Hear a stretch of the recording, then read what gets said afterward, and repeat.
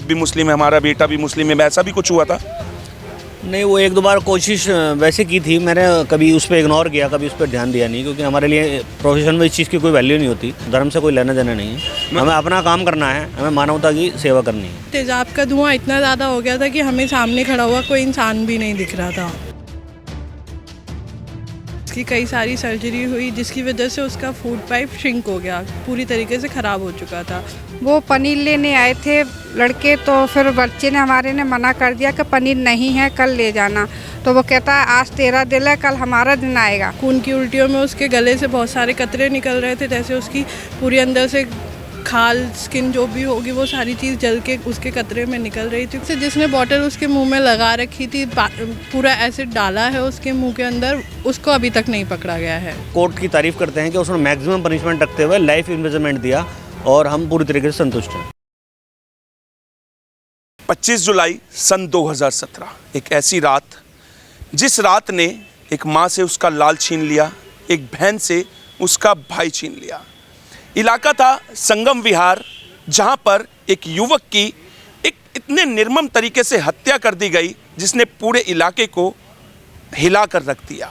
नमस्कार, मैं हूं सागर मलिक और आप देख रहे हैं तेज तर्रार न्यूज। 2017 को 25 जुलाई की रात थी। एक पनीर बेचने वाला नवयुवक जिसकी आयु मात्र 17 वर्ष थी, उसके पास कुछ लड़के आते हैं, उससे पनीर की मांग करते हैं। वो कहता है कि भाई साहब पनीर तो ख़त्म हो चुका है। लड़के उसको धमकी देके जाते हैं कि आज तेरा दिन है, कल हमारा होगा। और अगले दिन एक इतना बड़ा हादसा होता है जिसकी किसी ने कल्पना भी नहीं की होगी। अगले दिन वही युवक दोबारा लौट कर आते हैं। उस युवक को, उस 17 वर्षीय योगेश को पकड़ते हैं और उसके मुंह में जबरन तेजाब उड़ेल देते हैं। आज उसी मामले में कोर्ट ने एक महत्वपूर्ण फैसला सुनाया है। क्या कुछ था पूरा मामला और कोर्ट ने क्या कुछ कहा, जुड़ेंगे योगेश के वकील साहब से। वकील साहब नमस्कार। क्या नाम है आपका? बद्र आलम। बद्र आलम जी, पूरा वाकया क्या था और कैसे ये घटना घटी और आपने इस केस में कैसे जीत हासिल करी और कोर्ट के फैसले से आप कितना संतुष्ट हैं? 2017 का वाकया है ये, 25 जुलाई का। 26 जुलाई को उसकी FIR हुई थी। तो उसमें कुछ लड़के थे, 4 लड़के, उसमें आकाश बूंदी और एक तालिब और एक माइनर था राजा चेला और एक गोलू। गोलू तो आज तक पकड़ा ही नहीं गया, वो PO है, पुलिस ने उसे पकड़ने की कभी कोशिश की भी नहीं। और बाकी की जो था एविडेंस हुआ, सारे एविडेंस रिकॉर्ड हुए। कोर्ट ने उनको दोषी माना, दोषी मान करके लाइफ इम्प्रिजनमेंट दिया, 10,000 का जुर्माना लगाया और विक्टिम को 10 लाख का कंपनसेशन ग्रांट किया।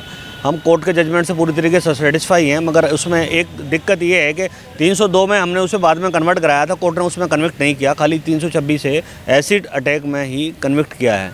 लेकिन फिर भी हम कोर्ट की तारीफ करते हैं कि उसने मैक्सिमम पनिशमेंट रखते हुए लाइफ इम्प्रिजनमेंट दिया और हम पूरी तरीके से संतुष्ट हैं।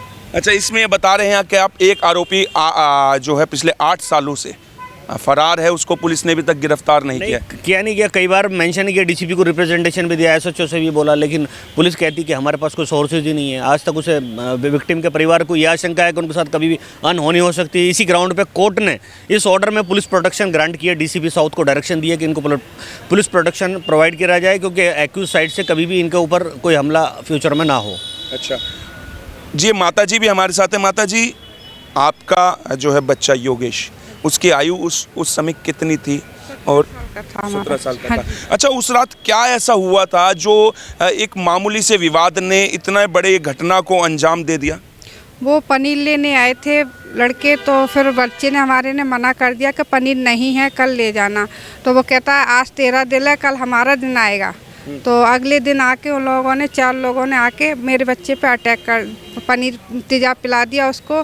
तेजाब पिलाने के बाद घर में हम लोग आवाज़ दी मेरे बेटे ने कि मम्मी बचाओ, मम्मी बचाओ। तो मैं तुरंत ऊपर से उतर के आई तो देखा तो वो लोग भाग चुके थे और मेरा लड़का बेहोश पड़ा हुआ था गली में।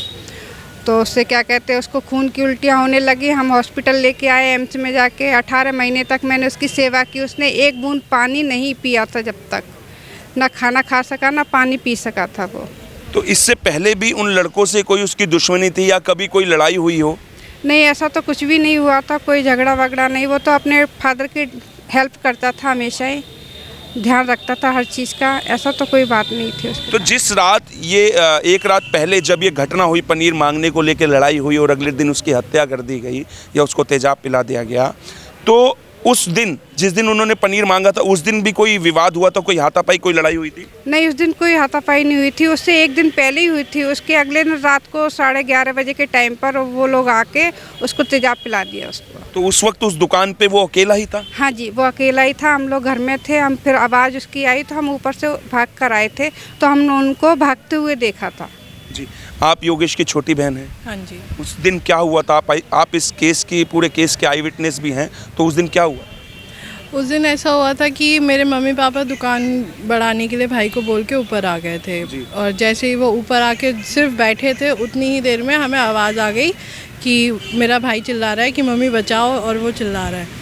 तो हम जल्दी से नीचे भागे, सीढ़ियों से हमने जाली से देखा कि मेरे भाई को कुछ लोगों ने पकड़ रखा है और एक ने बॉटल लगा रखी है उसके मुंह में, तेज़ाब पिलाने की कोशिश कर रहे हैं। जितनी देर में हम नीचे आए हैं, तेज़ाब का धुआं इतना ज़्यादा हो गया था कि हमें सामने खड़ा हुआ कोई इंसान भी नहीं दिख रहा था। मेरे भाई को ज़बरदस्ती उस दिन एसिड पिलाया गया। तो उसके बाद हम लोगों ने जल्दी से जल्दी भाई को हॉस्पिटल लेके गए। हॉस्पिटल लेके जा रहे थे तब उसको पूरे रास्ते खून की उल्टियाँ हुई। खून की उल्टियों में उसके गले से बहुत सारे कतरे निकल रहे थे, जैसे उसकी पूरी अंदर से खाल, स्किन जो भी होगी वो सारी चीज़ जल के उसके कतरे में निकल रही थी खून के साथ। फिर हॉस्पिटल लेके गए, उसकी कई सारी सर्जरी हुई जिसकी वजह से उसका फूड पाइप श्रिंक हो गया, पूरी तरीके से ख़राब हो चुका था। और इस वजह से उसने 18 महीने तक ना तो कुछ भी खाया, ना पिया, ना कुछ।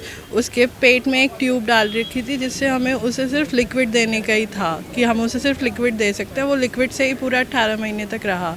जब वो मेरे भाई के साथ ये अटैक हुआ था तब वो अच्छा खासा हेल्दी था, तो इस वजह से उसने 18 महीने काट लिए, वरना शायद कोई नॉर्मली इंसान जिसकी हेल्थ ना होती तो वो इतना नहीं सफ़र कर पाता।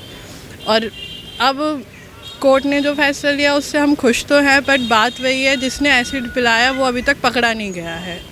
वो पकड़ा नहीं गया है तो हम लोगों को भी डर लगा रहता है कि कहीं फिर से वो आए, कभी कुछ करने की कोशिश की तो हम क्या करेंगे। अच्छा, उस रात जब आपने देखा कि कुछ लड़के आपके भाई के ऊपर बैठे हुए हैं या उसे एसिड पिला रहे हैं, तो कितनी संख्या थी उन लड़कों? वो 3-4 थे, 4 या 5 थे। तो उनमें से कुछ लोगों ने मेरे भाई को पकड़ा हुआ था और एक उसके मुंह में बॉटल डालने की कोशिश कर रहा था। तो उन लड़कों की तत्काल गिरफ्तारी हो गई थी या?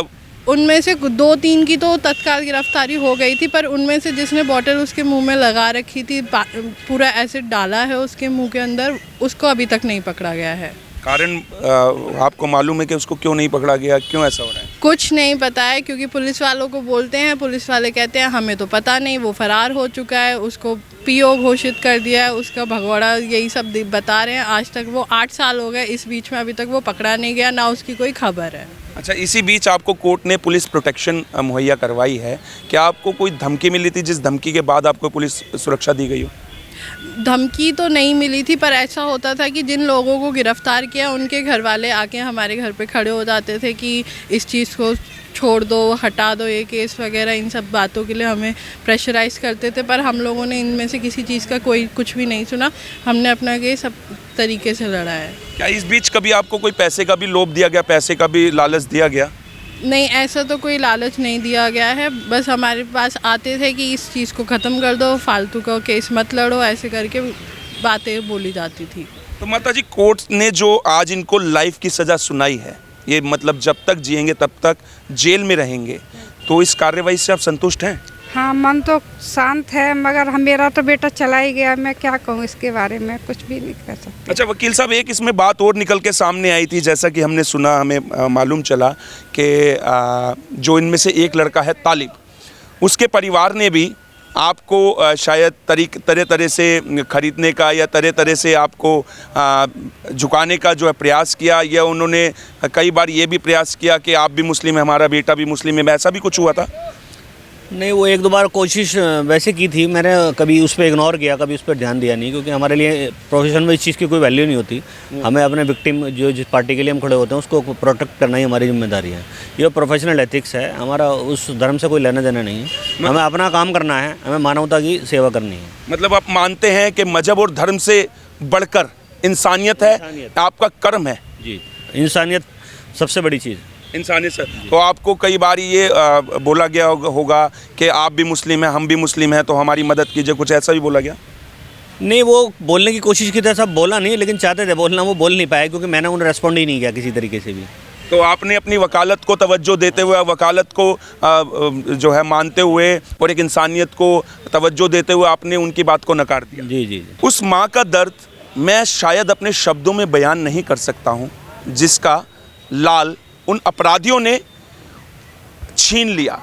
परंतु आज कोर्ट ने जो एक महत्वपूर्ण फैसला सुनाया है, जो उन अपराधियों को लाइफ की सज़ा देकर कोर्ट ने ये साबित कर दिया है कि अपराधी कोई भी हो, कितना भी ताकतवर हो या कितना भी शातिर ही क्यों ना हो, लेकिन कानून के पंजे से वो नहीं बच सकता। वहीं परिवार लगातार एक आरोपी जिसका नाम गोलू बताया जा रहा है, जो कि पिछले 8 वर्षों से इस केस में फरार है, पुलिस पे कहीं ना कहीं सवालिया निशान खड़े करता है कि पुलिस ने 8 वर्षों से उस मेन अपराधी जिसने इनके बेटे को तेजाब पिलाया, एसिड पिलाया, जिसके बाद 18 महीने तक उस बच्चे ने, उस नवयुवक ने, 17 वर्षीय योगेश ने सरवाइव किया और 18 माह बाद दम तोड़ दिया। उस व्यक्ति को, उस अपराधी को आज तक दिल्ली पुलिस क्यों गिरफ्तार नहीं कर पाई है? मैं डीसीपी साउथ से निवेदन करना चाहता हूं कि वो कम से कम परिवार को इंसाफ दिलवाएं, कम से कम उस आरोपी गोलू को गिरफ्तार करने का प्रयास तो करे, जो 8 वर्षों से कहां छुप गया जाके, जिसको दिल्ली पुलिस अभी तक नहीं ढूंढ पा रही है। यह दिल्ली पुलिस की कार्रवाई पर कहीं ना कहीं सवालिया निशान खड़ा करता है। फिलहाल आपकी इस विषय में जो कुछ भी राय है हमारे कमेंट सेक्शन में ज़रूर बताएं। मैं सागर मलिक, तेज तरार न्यूज़, दिल्ली। अगर आपको हमारी ये वीडियो पसंद आई हो तो इसे लाइक एंड शेयर करना बिल्कुल भी ना भूलें। इसके साथ ही हमारे चैनल तेज तरार को जरूर सब्सक्राइब करें और हाँ, बेल आइकन को दबाना बिल्कुल भी मत भूलिएगा, जिससे दिल्ली से जुड़ी तमाम खबरों की नोटिफिकेशन सबसे पहले आप तक पहुंचे।